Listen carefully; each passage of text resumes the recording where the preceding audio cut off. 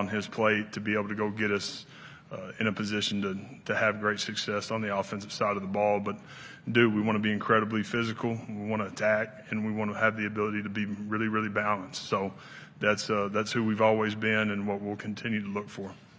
Stay on the right side, third row. Trevor Denton, Way 31 in Huntsville, Alabama. This offseason you brought in 2 offensive linemen from North Alabama, Keenan and Doland. What have they brought to that room and to your program? Yeah, excited about both of those guys. Man, Kobe's about the right stuff. I think he's got some position flexibility, but done a really good job at center for us. I love his toughness and who he is in the building every single day. And then Big Spencer's he's a big man that's got a chance to be a really good player. Just a baby in it right now, but excited about the kind of person that he is and how much he loves it. And to me, that's what ultimately is going to give him a chance to be a good player for us. Stay on the right side, fifth row. Harrison Marino with UJ Sports. Coach, I know y'all played against him last year. Anthony Evans transferred into the program over this offseason. What have you seen from him in the build-up to the season, and what did you see from him as an opponent when y'all were playing against him? Yeah, I had great familiarity with Ant. Had recruited him out of high school for a long time. Had great familiarity with the family, really knew what we were getting. And then, coaching against him for the last really 2 years, having the ability to see him as a return guy and do some of the things he did when the ball was in his hands, it gave me some good feels to be able to have him in the slot and being a return guy for us. And I think he's going to be put in position to go have a really good year, and excited for him. Left side, back row.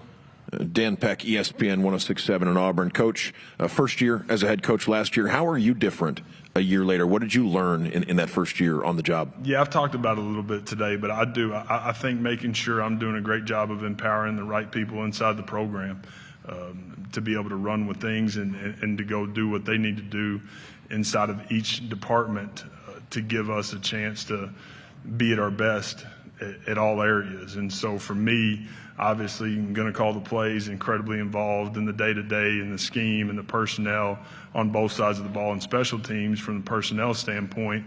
So empowering people, I think that's the biggest thing that I've learned. I've got a great chief of staff. Our sports medicine program is phenomenal. And the people that are in charge of their departments, letting them go do a really good job. And I think everybody inside the building understands the expectation, the programmatic things that we went through year one to get us to where we are today, but that probably is the thing that I've learned the most.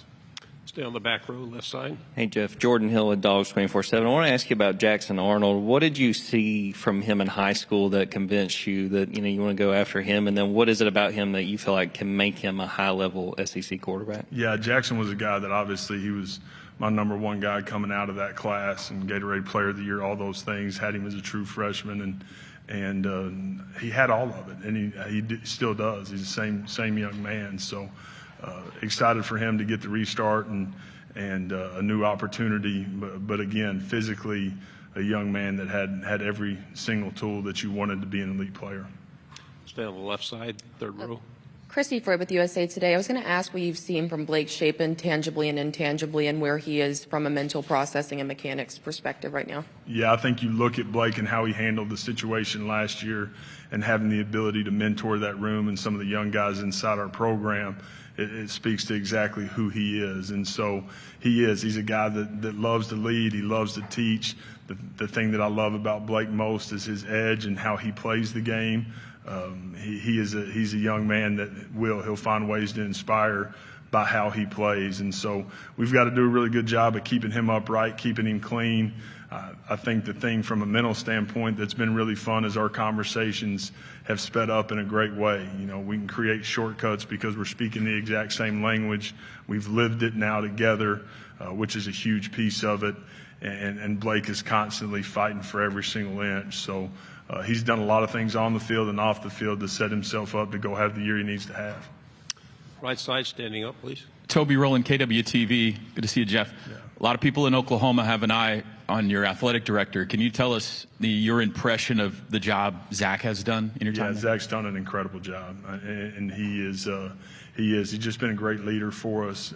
He's incredibly consistent. Obviously, what he's done from a fundraising standpoint, I mentioned it in my opening statement. in there just a little bit ago, but we've shattered every single record that we have had from a fundraising standpoint, and it's through his leadership. The team that he's put together around him is elite, and man, happy to go to war with him every single day for a long time. On the aisle, here in the middle. Tyler Shaw with KBTX in College Station. Mario Craver, a young guy that transferred out. Just what kind of a player is he, and the potential that he has? Yeah, I think you see it on tape. Rio's a young man that had the ability to take the top off and create explosive plays, and that was his game, and that was his game in high school, and who he is as a player. Right side, second row. You talk about your relationship with Blake. He was here a few minutes ago discussing how difficult the 8 game, like he never missed that many games in his entire life. What do you think he learned most from that experience of kind of sitting back and for no other reason than he had to and watching everybody else play? Yeah, I think he was really able to dive into the mental aspect of the game and see it from my perspective and our perspective of, man, how we want to go attack people and why behind it. And that was the fun piece for me. He sat in the offensive staff room every single day. He found ways to create involvement, and he found ways to create growth. We were challenging him with that nonstop, and as hard as it was, man, it's going to end up being an incredible blessing because, again, this guy's got year 2 inside the system and has the ability to go have the year that he needs to have. Left side, second row. Hi again, Coach. David Edelstein, WJTV in Jackson, Mississippi. With the new world that we're in of college sports changing, including revenue sharing most recently and NIL and all of that, how do you feel like that changes maybe recruiting, especially for a team that's building like yours? Yeah, again, I think the rev share piece of it, there's been a bunch of questions on it.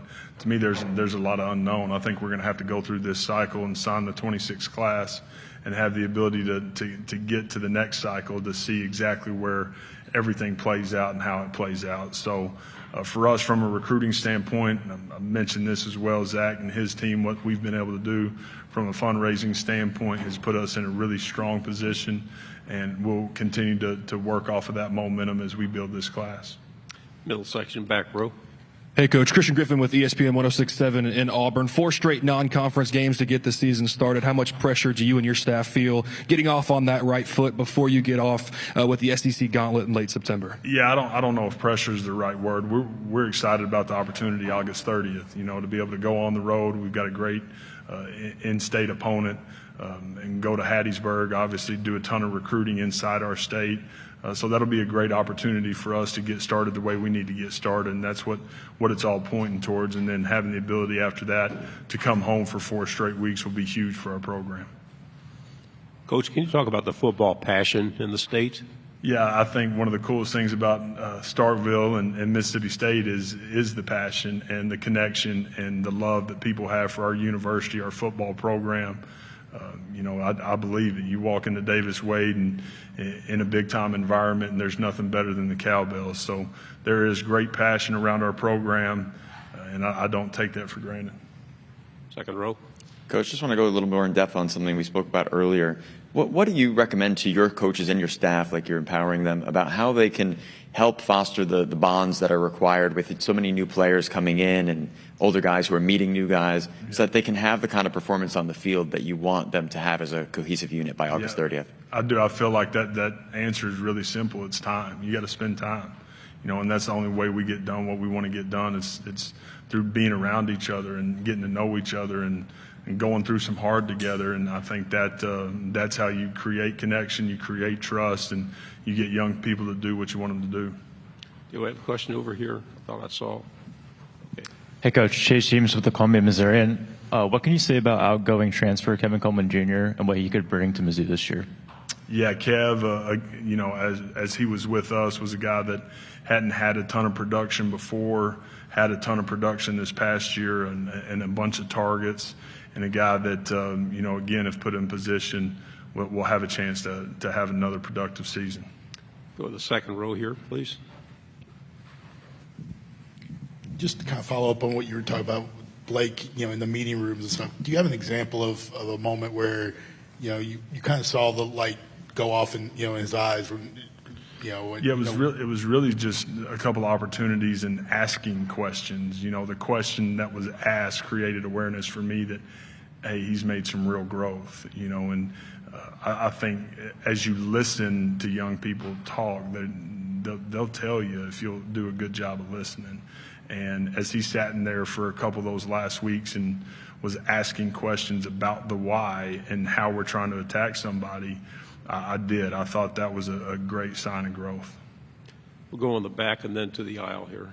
Coach, is there anything you're looking for in particular when you're evaluating a player from the transfer portal and deciding whether or not he'd be a good fit for your program? Coach Freeze yesterday mentioned using personality tests to sort of evaluate a fit for a player. Is there any sort of method that you use? There's a lot of processes that we have in place that give us the opportunity to what I call protect the pick and protect the locker room.